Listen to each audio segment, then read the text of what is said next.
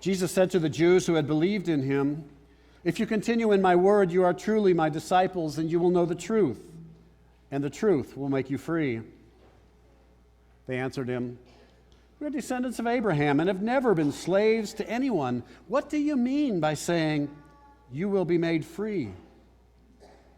Jesus answered them, "Very truly, I tell you, everyone who commits sin is a slave to sin, and the slave does not have a permanent place in the household. The Son has a place there forever. So if the Son makes you free, you will be free indeed." Our gospel for today. Please be seated.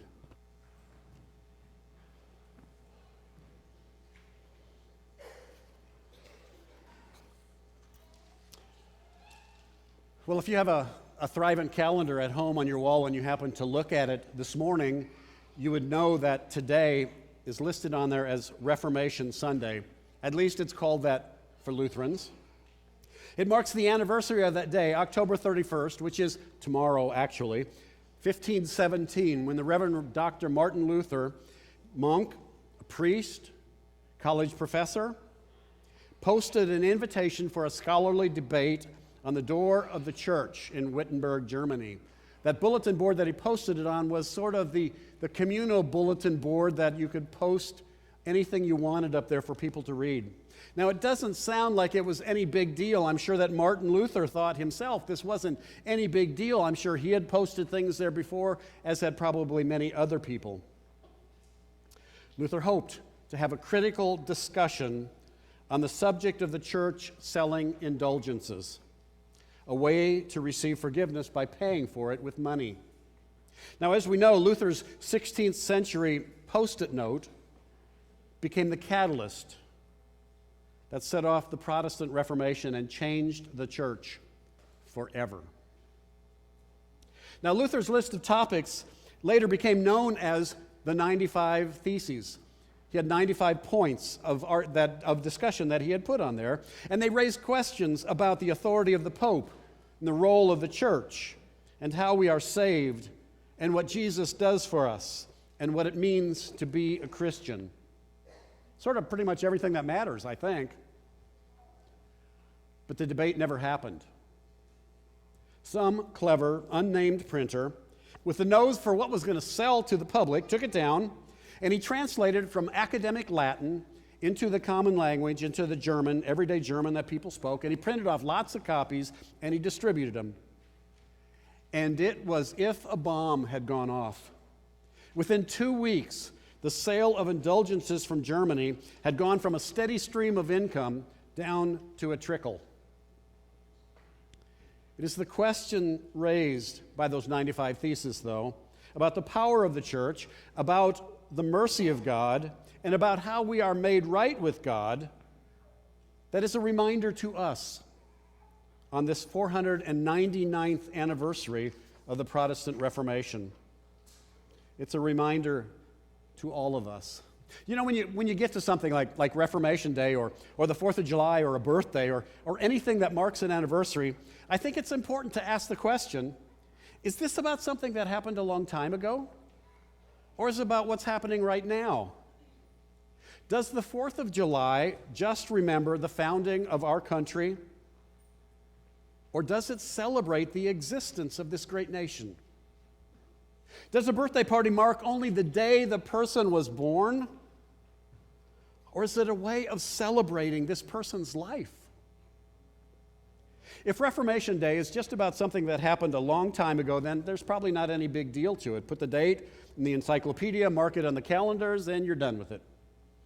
If it's about what's happening now, and it's only about that, then why are we counting off the years? Remembering Luther, singing hymns that he wrote. This day, like any anniversary, I believe, is about then and now. Today, in a lot of Lutheran churches, we remember Martin Luther and what he did several centuries ago. How he questioned the practices and the teaching of the medieval church. How he challenged the claim to authority by the Pope and the hierarchy of Christendom. Recalling how Luther and his followers were eventually kicked out of the church sort of puts it into a historical perspective, but it doesn't tell the whole story.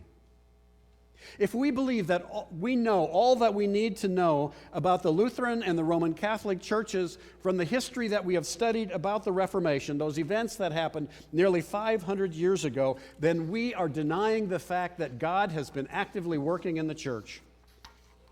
You see, Reformation Day is not a celebration of the joys of being Lutheran. It's not an excuse for patting ourselves on the back and saying, look how right we are. Too bad everybody else isn't.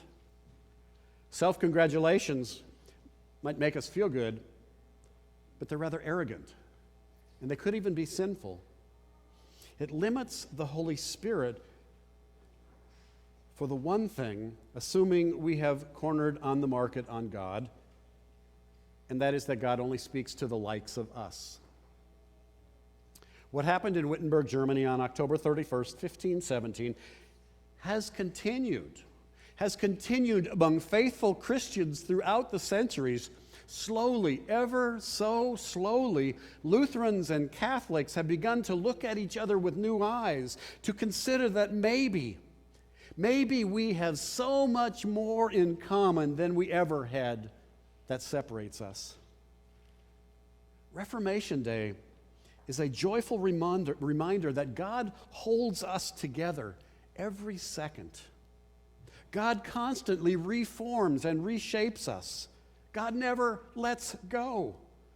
The Holy Spirit comes to us now, sending us out in the world to bring life, to bring light of the gospel into so many dark lives that are out there. God is working among us now in the present, and God is calling us forward into the future. God is continuing to reform us, beckoning us constantly back to the truth, to His truth, back to the hope and the life and the forgiveness that we can never earn. And God is sending us out to live a life of forgiveness and freedom, and to talk about it to other people, to tell other people about this great God and all that He has done for us. Through Jesus Christ, God forgives us and reforms us and calls us into His body, His church, the church. And as the church, we can make a difference in the lives of other people. And one of the ways that we will be doing that now and in the future at Peace Lutheran Church is through a ministry that's called Care Portal. And Brandy's going to talk to us just a little bit about that.